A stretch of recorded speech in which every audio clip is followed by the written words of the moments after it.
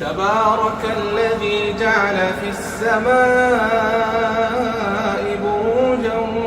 وجعل فيها سراجا وقمرا منيرا وهو الذي جعل الليل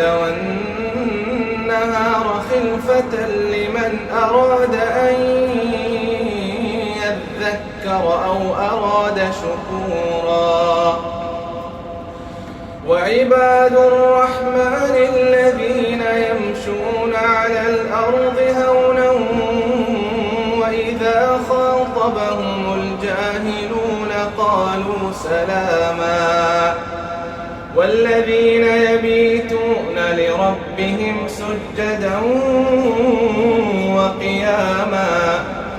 والذين يقولون ربنا اصرف عنا عذاب جهنم إن عذابها كان غراما إنها ساءت مستقرا ومقاما والذين إذا أنفقوا لم يسرفوا ولم يقتروا وكان بين ذلك قواما والذين لا يدعون مع الله إلها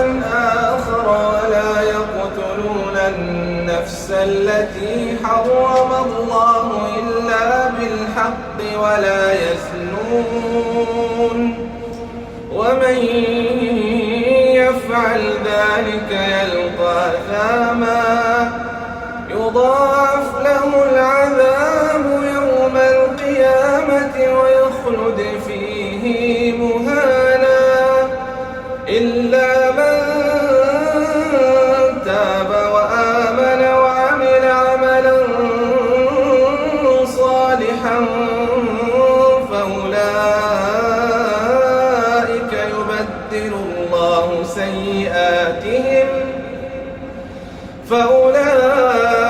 فأولئك يبدل الله سيئاتهم حسنات وكان الله غفورا رحيما ومن تاب وعمل صالحا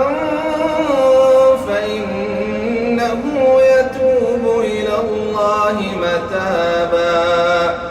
والذين لا يشهدون الزور وإذا مروا باللغو مروا كراما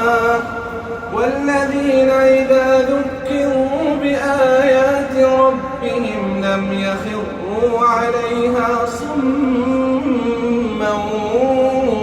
وعميانا والذين يقولون ربنا هب لنا من أزواجنا وذرياتنا قرة أعين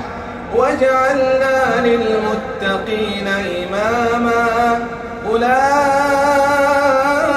يجزون الغرفة بما صبروا ويلقون فيها تحية وسلاما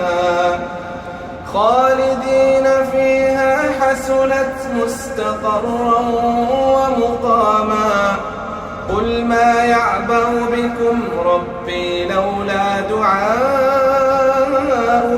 فقد كذبتم فسوف يكون لزاما.